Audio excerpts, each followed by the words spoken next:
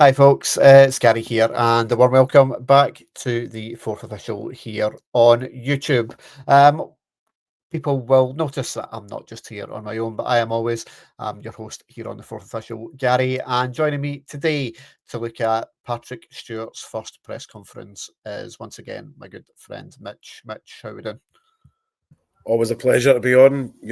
Sometimes we'd like it not to be in crisis management mode, but alas, seems like that's what we're going from at the moment, is one crisis to another at the moment, isn't it? But, you know, it was a statement that had to be made whether or not we were going to like it or not.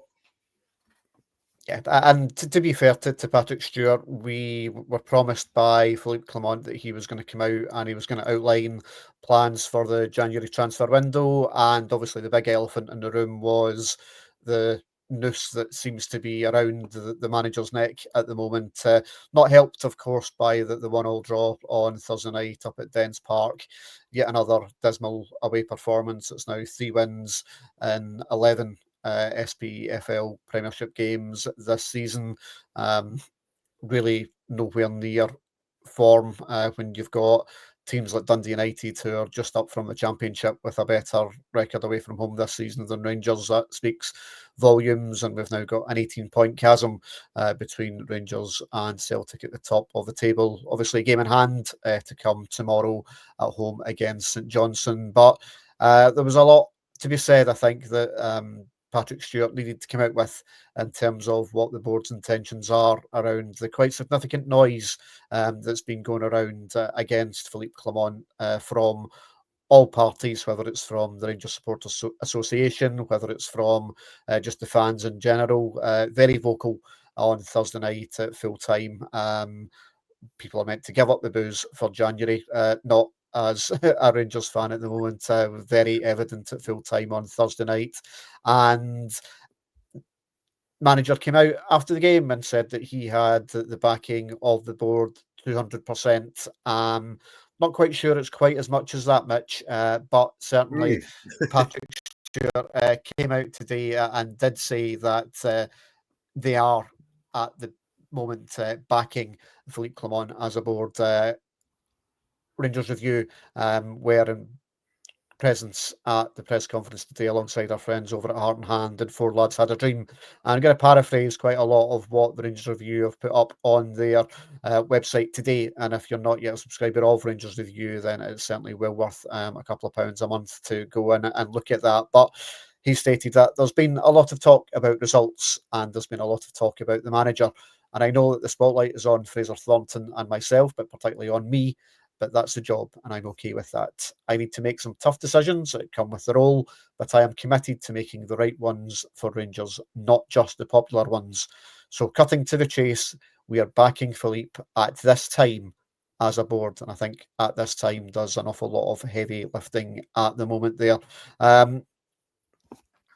Obviously, we know financially the club have kind of backed themselves into a bit of a corner with the extra year extension to Philippe Clement that they gave him in the summer, under contract now till 2028. So it's going to be quite costly, I think, to get rid of him whenever that may well happen, Mitch. But he did state today in the press conference that any decision regarding the manager's future would not be financially led. And I think that was an important thing to come out with, to just kind of dispel the myth there that Rangers can't afford to pay off the manager should they have to get to there. But I think the one is there not to do it in the middle of a season, because we've been there now with Gio, with Michael Beale. He addressed indirectly, I think, Ruben Amorim had done at Manchester United, and the problems that a real top level coach has had coming in mid season, taking over from Eric Ten Hag's kind of chaotic role at Man U Ragtag of this year, misfits. and how difficult it's been for Ruben Amorim to get a tune out of Man United since he's gone in. So I think, without saying that in name, that certainly seemed to be what he was referring into. And I think there is a want from the Rangers board to try and see out this kind of tricky spell of form, whilst absolutely stating that this form cannot continue. And the fact that they are aware of the fact that it's a result-led business and the results haven't been good enough. I think being really, really candid with it, obviously, you and I have spoke plenty off camera throughout the season. And one thing that I've reiterated is we always knew this season was going to be choppy, and we always knew it was going to be potentially a bit bipolar as it is now. But I don't think any of us quite expected it to be as white knuckle as it's been. And I think there is some credence to some of the things that Clement said, whether or not he's articulated it the way that he's should have really articulated it. That's a story I think that we can all agree that sometimes the best thing to say is nothing at all. As Ronan Keating once told us, you say it best when you say nothing at all. If there's things that he thought he was going to say that he shouldn't have in post-match or pre-match press conferences, I feel like Clement should have said nothing. He should have went, not my department, pass it over to the relevant person and let them publicly come out and answer that question. And I think whether or not this was a pre-planned presser or whether or not Clement's comments, 2 games ago, where he said, that's a question for Patrick Stewart, I think it was quite right that we seen that from the manager. He basically say, stop asking me questions about something that's not my department and not my remit. So over to you, Patrick, answer the people. And I feel like he was entitled to do that after some of the rough dairy that he's taken before the CEO appointment and the chairman appointment. And I do think today was that kind of slight dreaded vote of confidence, without saying it out loud. But I also think it does underline that the board are all in line that this project needs to happen. I just don't think, like us, I don't think the board expected it to be quite as white knuckle and brash as it has been. Yeah, and I think that's the biggest issue that we've got just now is whilst there are some significant highs, the likes of the 3-0 win against Celtic, the win in Nice, Europe predominantly this season has been pretty decent, albeit at Europa League level rather than Champions League. We know what happened with Dynamo Kiev.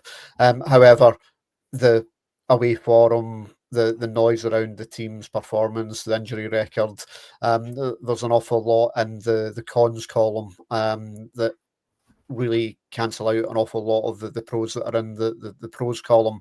And a lot of people, including myself, we had a very well received video on here a couple of weeks ago after Motherwell where I said time is up, and I personally think that the manager will not be Rangers manager come the start of next season.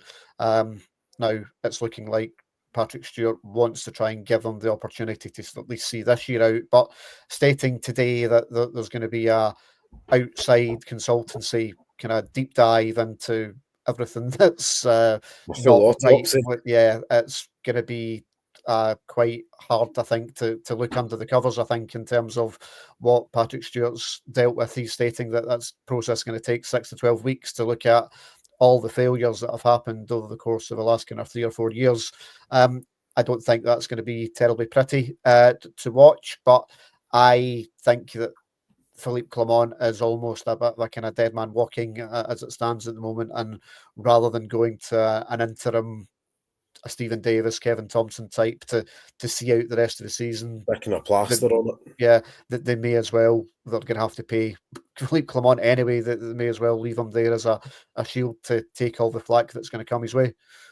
I think there's a couple of things that could happen, and I think, as you say, we're kind of back to the slight corner in the respective contract length that's there, but also sacking a manager mid-month, really midway through the season. We've been there, we've done it, and I think if we're all honest, we're all sick of doing it. Myself included, I'm sick of doing it, and I'm sick of seeing someone coming in, we get a tune to the end of the season, we get to the summer and we go, everything's going to be wonderful because some players come in the door. I'm really, really kind of sick and tired of being down that road so many times now with the club. I think now, what I think Clement's got is he's got he's got no scope for error, really, for me, between now and the end of February. The Manchester United game to the side, because I think, as we all know, that's a free hit walking into that, really. That's the one that you say, okay, you've got a free hit on that. As a manager, he's going to have to be basically perfect between now and the end of February if he wants to be here next season. But I wouldn't be overly surprised if there was an announcement at the start of May, or after the next cup final, should we get to that point, that says roundabout season ticket renewal time, possibly. That says at the end of it, at the end of this season, we've all agreed everyone's going to part on their mutual ways. We thank Philippe for his time, and we'll use the remainder of the season to find our next the next permanent manager of Rangers. What I don't want to see is a new manager walking in the door with a 3 or a 4 year contract under his belt. I don't mind a 2+1 or a, even a 3+1, but make somebody earn a longer contract and don't put us in the position that we've been in time and time again of paying off managers' contracts, for years to come or until the time that they're re-employed again, whatever the clauses are in managers' contracts these days that you and I will never know about. But or it turns things around. We go really well in the Europa League, and then another club or a country, take an interest in Clement, and we maybe get a wee bit of rub of the green, shall we say, that somebody says, do you know what, we'll just pluck him from your club into yours. We get a couple of quid to bag him, and then we can go about our business. And as you say, I wouldn't even be adverse to putting what's his face, the B team manager, in to the end of the season. Leave him in there, not to do a Graham Murray or anything, but leave him there because he knows what we're doing. He knows the players. He knows the youth that are there. Leave him be. Yeah, will remain to be seen. Obviously, the noise coming out of the Union Bears, the Rangers Supporters Association, talk of a walkout on 55 minutes tomorrow, the game at St Johnstone. We'll see what that looks like if it does come to fruition. But one of the other things that Patrick Stewart mentioned today was the plans for the January window, and we spoke here on the channel just a couple of days ago about the couple of rumours around defensive options, Johnny Evans, Ryan Porteous and the likes, and certainly that was mentioned by Patrick Stewart as Rangers are looking to do a little bit of business, I think it's fair to say, in January. I think it will be short-term stuff in terms of loans, maybe to the end of the season.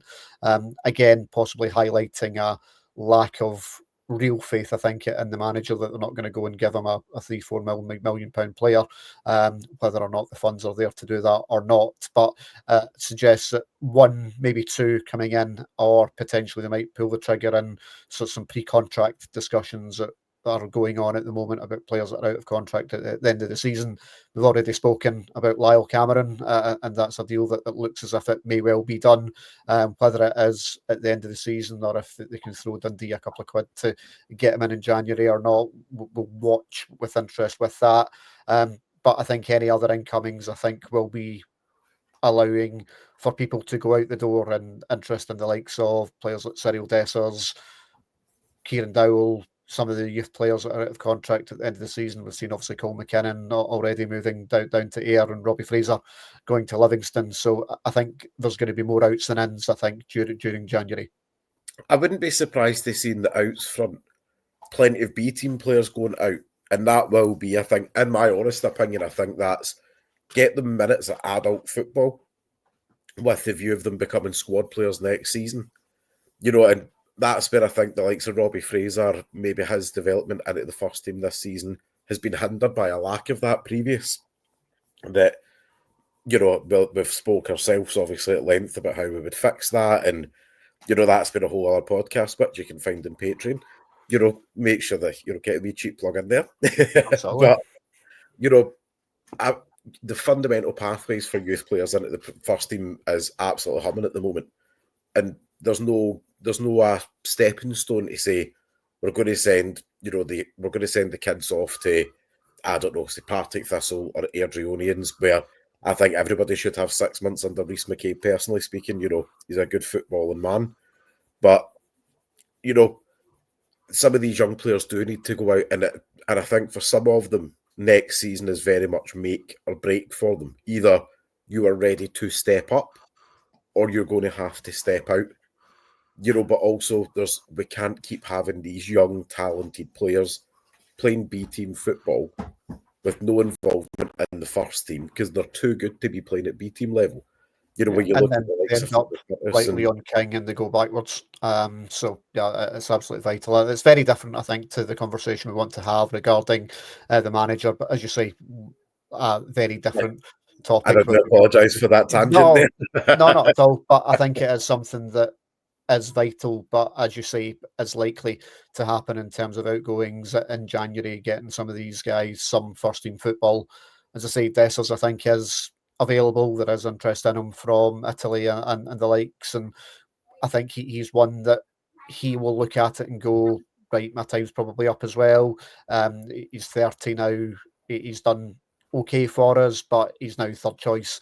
And I think one of the headlines out of Patrick Stewart today was talking around Hamza Yaman and not wanting to cash in on him in January, which I think would be very reactive in terms of he is a player who's, I think, star is on the up, but still an awful lot of development, I think, to go with regards to Hamza Yaman. And he did cite that getting a deal in January for players like that, the big money's probably in the summer for someone like Hamza Yaman. So give him another 6 months playing at a good level, playing again in Europe. His stock is only going to rise even further, and then you've got an even better sellable asset in the summer. I do think as well, in terms of potential other incomings, I do think there would probably be some wriggle room if a first teamer or somebody within the first team squad was to move. I don't think the club would be stupid enough to leave us with even less depth than what we have right now. That way, like, I do think there would be some sensible movement. For example, if Dessers moves out, you would assume that a third striker comes in, but probably on a fraction of the wages that Dessers is on. Certainly not suggesting Lawrence Shankland, because it looks like he's off to Wigan, by all the sounds that's, kind of coming out. But it's not hard to go and find, a 23, 24-year-old striker who's quite happy to go into that squad player role right now. That when we've got the Europa League, we've got the Thursday nights, we've got the cup games coming up, somebody that can go in and take some of the pressure off Agamani and take some of it off Danilo. But yeah, I mean, I think there would be a bit of common sense movement. Yep. But it is going to be what it's going to be, and we've obviously been told don't get your hopes up, otherwise, as you know, what's the old expression, it's the hope that kills you. Yeah, absolutely. Obviously tomorrow, St Johnstone coming to Ibrox. They're a team that are harpooned at the bottom of the Scottish Premiership just now. Ibrox hasn't really been the problem this season, Mitch, in terms of performances. We've been pretty flawless at home, give or take a couple of, like the Dundee United draw, for example. Obviously, Leon, they were on a different level that night. But generally, performances at home have been okay. The atmosphere, I think, is going to be fraught, and I think that there's going to be a lot of kind of vocal there. The only thing that's going to change that is by putting a performance in on the pitch, and they've got to play with a tempo, with a want to try and make the noise a positive noise tomorrow, because otherwise it's going to be a fairly challenging 90 minutes filled with potential pitfalls, because we know Simo Valakari's St Johnstone side are just going to come up, they're going to pitch a 10, pitch a 2 banks of 5 and say, come and break us down. And that's where Philippe Clement and this Rangers side have struggled in the past. We know what's coming, we should be prepared for it, and we should be able to put a team out with a better shape and a better plan than certainly what we had at Dens on Thursday night. And over on our Patreon channel tomorrow, you'll be able to hear more from myself and Mitch as we'll debrief that game in full detail, alongside all of our other content we've got over there, long-form columns from the likes of Stephen. Very much all part of the service over there for less than the cost of a pint per month. You can find us at patreon.com/the4thofficial. And also here on our YouTube channel, we'll keep you abreast of all the news in and out of the club across what's happening in January. So not the news I think that a lot of us would have wanted, but probably the news that none of us are that surprised about at this stage, Mitch. No, but what I do think is important that Patrick Stewart's really triple underlined is this is an external consultation process, which will have cost us a fair whack of money that we're about to go through. But he needs the full autopsy to find the truth, the whole truth, and the ugly truth of what's been going on before. Because without really getting right under the car and stripping all the parts out, he's not going to know exactly the job that he's got on his hands until he's got that. And I think that shows a measure of a man who's experienced, who is calm, and who also isn't afraid to tell the board, this is getting taken away from your hands and it's going into the consultancy's hand. Because too many times in the past now we've seen interim reports getting done, internally, and nothing happens. They all get swept under the carpet at the club, whereas this is now almost like Patrick Stewart's got a view of next season being a factory reset, in line with the project on the pitch as a factory reset off the pitch. So don't get me wrong, how much of the report will be published to us, only time will tell, but you can imagine there's going to be some awfully uncomfortable conversations behind the scenes, but the mention of a sporting director possibly coming in was quite interesting as well, and something that personally I've kind of been quite vocal about wanting, for over a year now. Yeah, and I think he did mention the fact that it's not managers that buy players, it's the regime, and therefore there is some succession planning and looking to the future, and it's something that I think is very wise, because we've been in this situation now for 3 years now, where we bring players in that fit a manager's philosophy rather than the club philosophy, and there when the manager moves on, you're left with people that you then can't shift on big contracts that no one else wants, and you then have to take the hit on them, a la Sam Lammers. So I think it's wholly sensible, something we should have been doing a long time ago, and we haven't been. So as part of this new world under Fraser Thornton and Patrick Stewart, there's an awful lot of work to do to get Rangers back towards challenging at the top end of the table. As I say, 18 points deficit now. The first step will be to get 3 points tomorrow against St Johnstone, then Aberdeen on Wednesday, and then we've got Fraserburgh at home. So at least we've got home comforts, but without wins on the park, then that's going to be a fairly uncomfortable few 90 minutes at home if they don't get their act together. And we'll certainly be all over that here on the channel, here on YouTube and over on Patreon. Big thank you to Mitch for his time this Saturday evening, for breaking down some of the highlights from that. As I say, go and check out the full transcripts over on the likes of Heart and Hand, Rangers Review, rather than going to some of the red tops. Certainly you'll get a full unbiased opinion by going there and getting the full story. I know Stevie Clifford at Four Lads was very forthright in some of the comments that he's made. Yep. My friend Adam Thornton and Martin Ramsey have also put some stuff out on X. So urge you to go and read all of them, get their comments on it, and certainly interact with ourselves here, either in the comments thread or over on X as well. As always, we're delighted to hear from you, and we'll speak to you tomorrow in the aftermath of the St Johnstone game. We'll speak to you later. Goodbye.